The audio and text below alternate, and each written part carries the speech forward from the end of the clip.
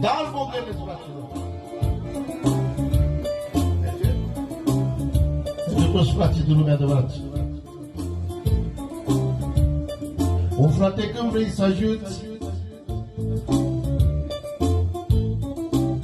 ai face tunel prin munți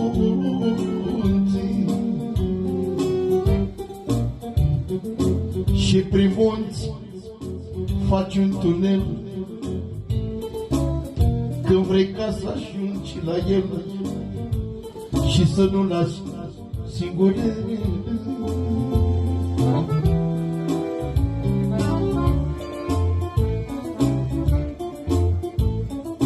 Auzi, adevărat, primul poți să găsești aur,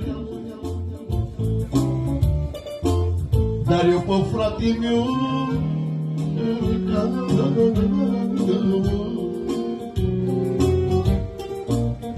nici aurul cel mai scump nu-i ca un frate pe pământ care te iubește mult.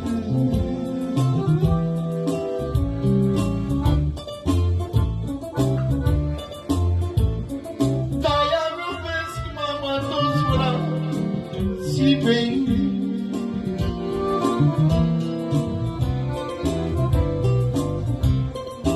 Atunci când plâng, mama plânge și ei. Eu sunt fratele cel mare și pentru toți am fost salvare și la toți ne-am dat bani.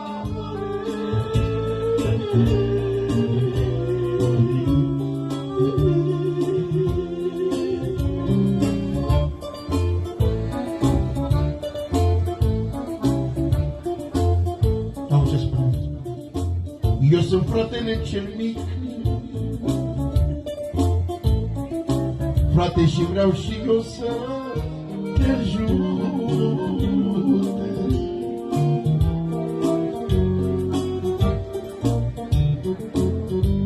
Și vreau ca să-ți dau ceva, ca să simți iubirea mea, că-ai muncit toată viața.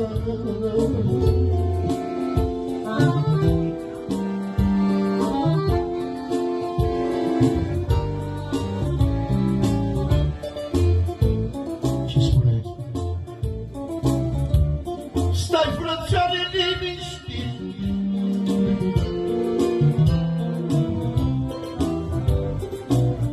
mă jur că nu trebuie nimic.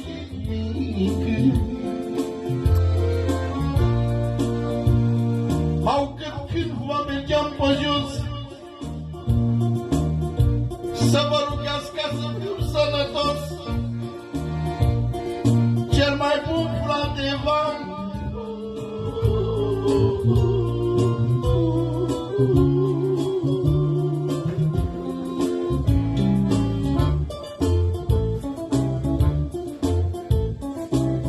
Și treaba adevărată, sângele apă nu se face.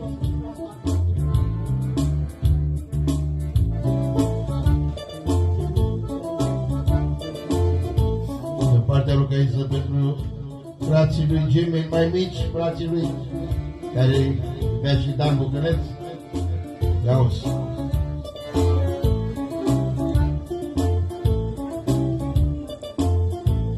Frății mă ne spun ceva. Așa ne-a învățat tata.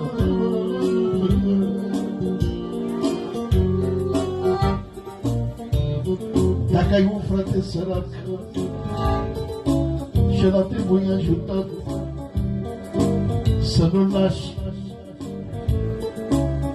că e sărac.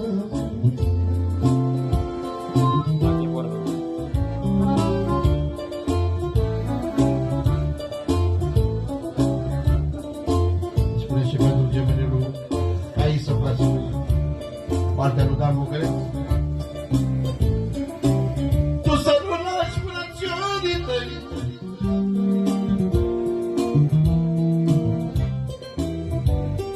auzi să ai grijă și de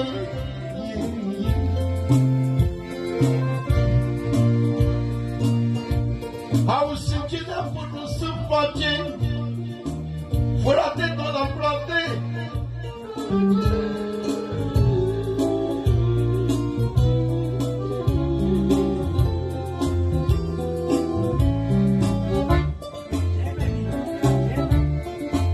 Gemeni rugai să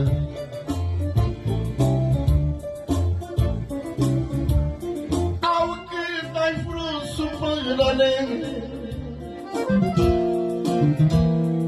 tot pe frații îi doare.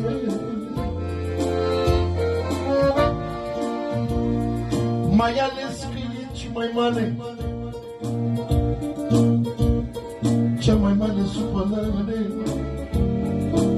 doar fratele tău are.